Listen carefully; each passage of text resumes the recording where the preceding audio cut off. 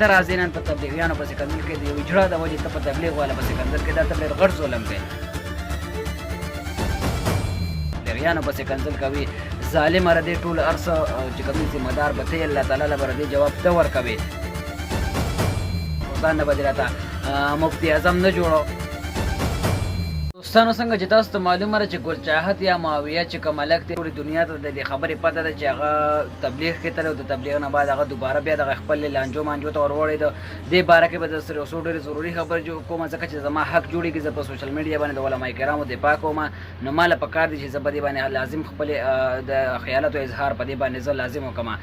اولنۍ خبره خو دا ده چې ګل چاحت کله په تبلیغ کې راړو دته کوم مشکلات راغلي کوم پروپاګانډې د باندې پسې په سوشل میډیا باندې کېدې د هغې دفاع او د هغې مخنیوي چې کوم دی نه هغې علما کرامو کړې زموږ لوی لوی علما کرامو چې کوم دی د منبر نه د منبر رسول نه چې کوم دی د دفاع کړې ده او یو ډېر مطلب یو ډېر عزت ولا عزت الله تعالی ورکړي خو دې علماو خپل کوشش کړی دی بھرپور مولانا اختر علي صاحب چې کوم دی د دې هغه بیان لم تر هغه ته ډېر سخت ګیلمن دی او ډېر زیات علما چې کوم دی د ده نه ډېر سخت خفه دي خو وایي نه په سوشل میډیا باندې بس الله تعالی دې زموږ علما کرامو له ډېر وګړونه ورکړي او ډېر لوی لوی وسیلې دي زموږ د علماو نو دې ظالم ډېر غټ ظلم کړی دی او چې کوم دی نو زه ورته دا وایم چې یو خو ته د الله تعالی په دین پورې خندا وکړله داسې دله نه و په کار ودې کړه ستا په شرم باندې څه کار نه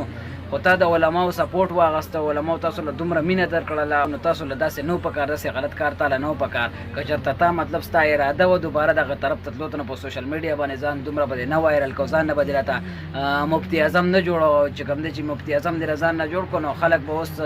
لازم بدناموي تبلیغ دا بدناموي تبلیغ ولې بدناموي دا ستا د لاسه د تبلیغ چې کوم دی دا خلک اوس په تبلیغیانو پسې کنځل کوي ظالمه ره دې ټول هر څه چې کوم دی ذمه دار به ته یې الله تعالی له به دې جواب ته ورکوې ټیک شو که نه تبلیغیان چې کوم دی ګوره تبلیغیان ته ستا په تندي باندې خو یې د چا نه لیکلی د چا په تندي خو یې نه لیکلی چې دا سړی غلط دی دا ټیک دی تبلیغیان خو تبلیغي حضرات خو یو داسې مطلب یو داسې طبقه ده چې هغوی د چا غیبونه نه لټوي په چا کې بس راغلې د دوه څلور خبرې بس زده کړې سیک نه سیکانه کېږي په تبلیغ په لاره کې نو تبلیغیان خلک بدنامول خلکو نه اوس چې کوم دی تبلیغ جومات چې کوم دی بدنامېدل شروع کړي په کمنټونو کې کنځلې لګي په تبلیغیانو پسې نو دا خو یو ډېر غټ ظلم کوي دا خلک چې کوم په تبلیغیانو پسې کنځل کوي تبلیغیان غریبانان په سوشل میډیا څه کوي یار هغوی غریبانه خپل ځان له خپل محنت کوي لګیا دي د الله تعالی لارې ته رابلل کوي ته راځې نن په تبلیغیانو پسې کنځل کوې د یوې جړه د وجې ته په تبلیغ والا پسې کنځل کوې دا ته ډېر غټ ظلم کوي هغه په شرم باندې څه کار نشته نو ستا په کنځلو باندې هغه ته څه فایده خو نه وررسېږي او نه ورته څه نقصان وررسېږي ته به ورته کنځلو کوې هغه به چې کوم دی په دې کنځلو په کنځلو باندې هغه څه پروا نشته دی که په کنځلو د هغه پروا وی نه هغه به دغه فیلډ نه پرېښودو او دغه ګوره تبلیغ کې چې کوم دی شاه ولي الله هم وخت لګولی دی داسې نور غټ غټ خواجه سرا دي تاسو په ریسټ کې ښکاري مولانا تاج اکبر صاحب چې کوم دی هم چې کوم دی وخت لګولی دی هغه هم یو فنکار او مطلب یو سنګر یا څه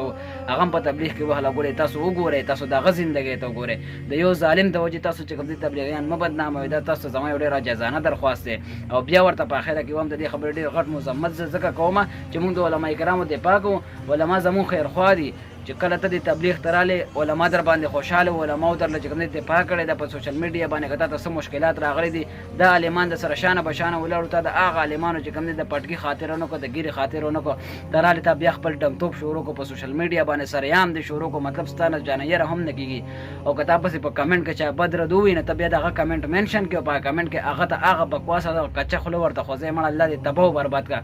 الله خو دې تا ته هدایت وي او په هدایت دې په نصیب کې نه الله دې تباه و برباد کړه چې دا ملک د نوزګار شي او دا سوشل میډیا در نوزګار شي دا پښتانه در نه چې کوم دی په آرام باندې کښېني